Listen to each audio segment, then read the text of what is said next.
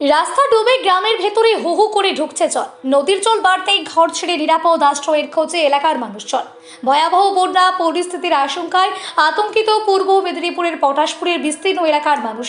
কয়েকদিনের টানা বৃষ্টিতে পটাশপুর ১ নম্বর ব্লকের নইপুর, গোপালপুর, গোকুলপুর সহ বিভিন্ন এলাকায় রাস্তা ঘরবাড়ি জলের তলায়।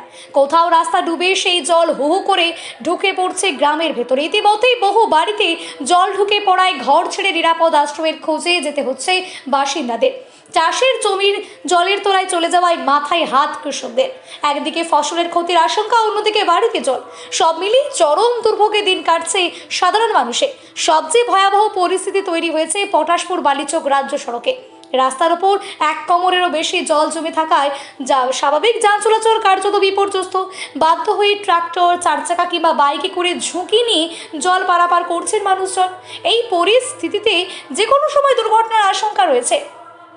পটাশপুরের টপুরপাড়া এলাকাতেও রাস্তা ডুবে জল ঢুকছে গ্রামের ভেতরে। জল বাড়তে থাকায় আতঙ্ক আরও বাড়ছে নদী ও নিচু এলাকার বাসিন্দাদের মধ্যে। অন্যদিকে কেলেঘাই নদীর জল হু হু করে বাড়ছে। 2021 সালের ভয়াবহ বন্যার স্মৃতি এখনও পটাশপুরবাসীর মনে তাজা। বছর ঘুরে বর্ষা এলেই নতুন করে আতঙ্ক তৈরি হয়।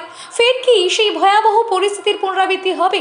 যদিও পরিস্থিতির ওপর প্রশাসন ও সেচ দপ্তরের তরফে কড়া নজর রাখা হচ্ছে এবং বাঁধ রক্ষায় বিভিন্ন সতর্কতামূলক ব্যবস্থা নেওয়া হচ্ছে, কিন্তু প্রকৃতির সঙ্গে লড়াই করে সহজ নয়।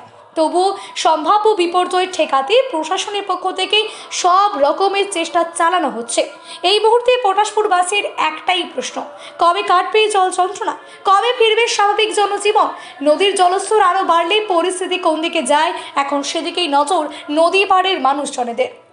দেখুন, বিগত সরকার থাকাকালীন যে কেলেঘাই, কপালেশ্বরী এবং বাঘুই সংস্কার হওয়ার কথা ছিল, সেটা সম্পূর্ণরূপে হয়নি, যার ফলে আজকে এই জল যন্ত্রণা পটাশপুরবাসীকে ভুগতে হচ্ছে।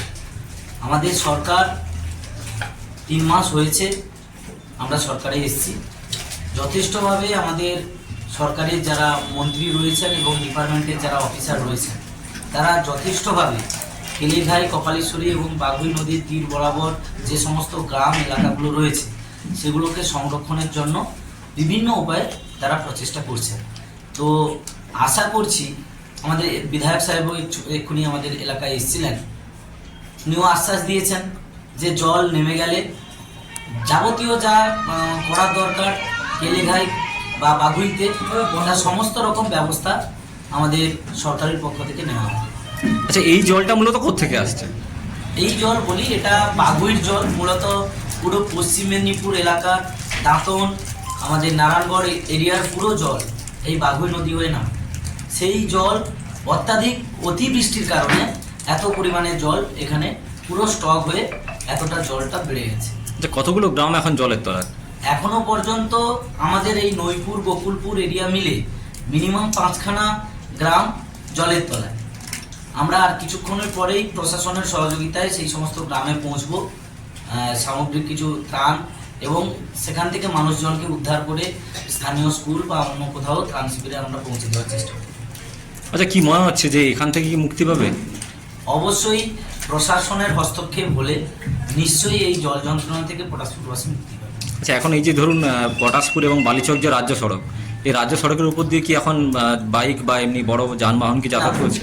ছোট গাড়ির চলাচল একদম বন্ধ হয়ে গেছে। যা বড় ট্রাক বা অন্যান্য যানবাহন, যেগুলো বড় গাড়ি রয়েছে, বড় ভেহিকেলস, ওইগুলোই শুধুমাত্র চলাচল করছে। বাকি বাইক হোক, ছোট প্রাইভেট কার হোক, এই সমস্ত যানবাহন কিন্তু চলাচল বন্ধ হয়ে গেছে। আচ্ছা, এটা কি জল নিকাশি বন্ধ নাকি অন্য কোনো কারণ? মানে এটা জল নিকাশি বলতে কেলেঘাইয়ের যে জল, সেটা প্রপারলি মানে একদম এত পরিমাণে ফুলে ফেঁপে উঠেছে, যার ফলে বাঘুর জল পাস হচ্ছে না। সেই জল জমা হয়ে পুরো আমাদের যে রাজ্য সড়ক রয়েছে, ডেমরা বালিচক পটাশপুর যে রাজ্য সড়ক রয়েছে, সেই রাজ্য সড়ক মানে বিস্তীর্ণ এরিয়া জুড়ে সেগুলো ট্যাঙ্কি হয়ে গেছে পুরো জলটা, যার ফলে জল রাস্তার উপরে চলে এসেছে।